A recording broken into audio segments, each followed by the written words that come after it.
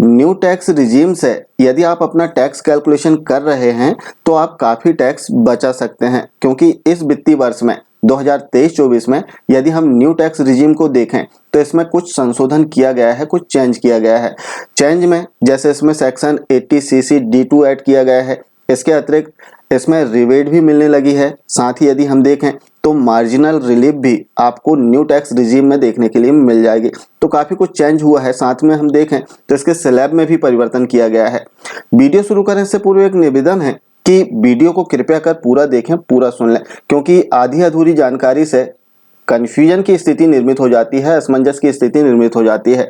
जैसे हम देखें लास्ट के वीडियो में हमने देखा था, इसमें हमने जो सेक्शन है 80CC D2 इसके अंतर्गत बात किया था, जिसमें एनपीएस में नियोक्ता का जो अंशदान है इस पर छूट प्राप्त कर सकते हैं। अब आधी जानकारी है कि नियोक्ता के अंशदान पर छूट प्राप्त कर सकते हैं। जो नियोक्ता का 14% अंशदान है इसमें आप छूट प्राप्त कर सकते हैं। इसके आगे की जानकारी, क्योंकि इसमें शर्तें लागू है, अब नियोक्ता के अंशदान पर आप छूट प्राप्त कर रहे हैं तब आपको जो नियोक्ता का अंशदान है इसे आपके वार्षिक वेतन विवरण में जोड़ना होगा और इसके बाद ही आप नियोक्ता के अंशदान पर 80CC D2 के अंतर्गत छूट प्राप्त कर सकते हैं। तो समान रूप से यदि इसमें हम देखें तो कोई अंतर नहीं आता। जैसे आपने 10 रुपये ऐड किया और 10 रुपये घटा दिया तो राशि सेम रहेगी, लेकिन हाँ चेंज हुआ है तो इस संबंध में जानकारी देना था, तो हमने लास्ट के वीडियो में बताया है। लेकिन कंफ्यूज जो दर्शक हैं, व्यूअर्स हैं, उन्होंने केवल अपने फायदे की, अपने लाभ की जो जानकारी वो सुन लिया। आगे की जो जानकारी है वो ये है कि आपको नियोक्ता का जो अंशदान है वो अपने वार्षिक वेतन विवरण में जोड़ना होगा और इसके बाद में आप इस सेक्शन के अंतर्गत छूट प्राप्त कर सकते हैं। तो ज़्यादा अच्छा है कि इसे ऐड भी ना करें और घटाए भी ना। अन्य और भी इसमें छूट दी गई हैं जो आप देख सकते हैं। यदि आप पात्र हैं तो इनमें छूट ले सकते हैं। हम विशेष रूप से देखेंगे कि जो रिबेट है और जो मार्जिनल रिलीफ है इसका कैलकुलेशन न्यू टैक्स रिजीम में कैसे होगा और कैसे छूट प्राप्त करेंगे। जैसे आप नीचे देखें तो इसकी जो स्लैब है इसमें भी चेंज किया गया है। इसके अतिरिक्त यदि आपकी जो टैक्सेबल इनकम है वो 7 लाख रुपए तक है तब 25,000 रुपए का आपको इसमें रिबेट मिल जाता है। अब यदि 7 लाख रुपए से अधिक आपकी इनकम आ रही है और न्यू टैक्स रिजीम से आप कैलकुलेशन कर रहे हैं तब इसमें जो मार्जिनल रिलीफ है वो कैसे काम करेगा, कैसे इसका कैलकुलेशन करना है, कैसे लाभ मिलेगा, इसे हम देखते हैं। जैसे हमने एक एग्जांपल लिया है, आप देख सकते हैं यहाँ पर न्यू टैक्स रिजीम से हमने कैलकुलेशन किया। फॉर एग्जांपल किसी की जो वार्षिक आय है वो 7,55,000 रुपए है। अब यहाँ पर 50,000 रुपए का जो स्टैंडर्ड डिडक्शन है वो हमें मिल जाएगा।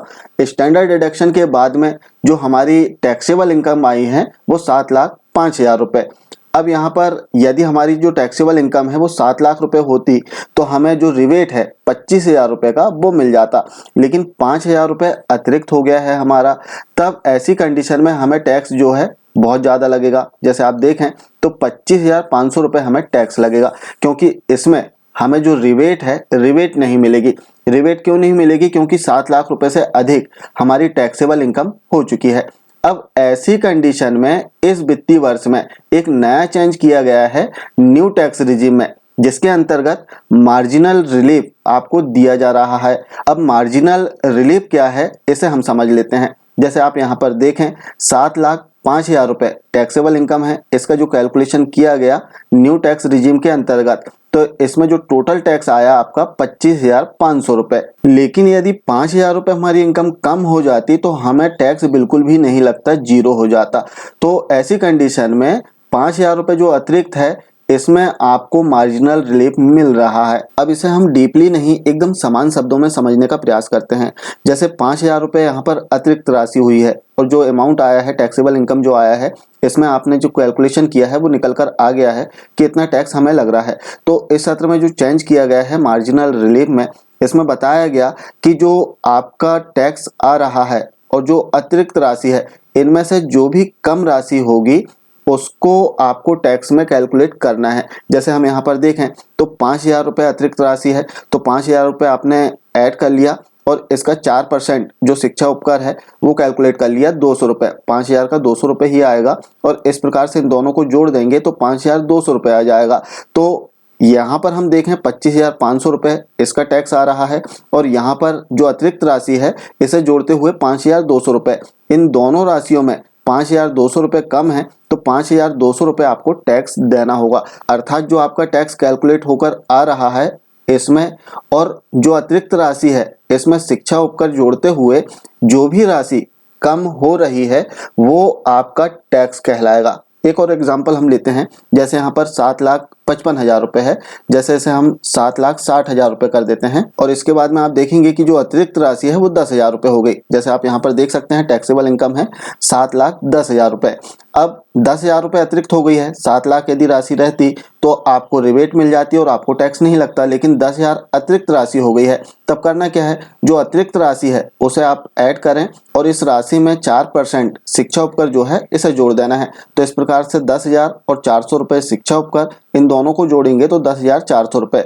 अब यहाँ पर जो टैक्स का कैलकुलेशन था 26,000 आ रहा है और यहाँ पर आप देखेंगे 10,400, तो इन दोनों राशि में जो भी कम राशि रहेगी वो आपका टैक्स रहेगा। तो इस प्रकार से जो मार्जिनल रिलीफ है इसे इस सत्र में लागू किया गया है। एक और एग्जांपल आप देख लें, जैसे 7,70,000 रुपए है जैसे हमारा एनुअल इनकम, तो 7,70,000 में आप देखेंगे कि टैक्सेबल इनकम जो है वो 7,20,000 रुपये आ गई और इसका जो टैक्स कैलकुलेशन हमने किया 27,000 रुपये आ रहा है, लेकिन अतिरिक्त राशि है 20,000, तो 20,000 आप ऐड करें और इसका 4% शिक्षा उपकर आप जोड़ दें, तो इस प्रकार से आप देखें तो 20,800 रुपये हो रहा है।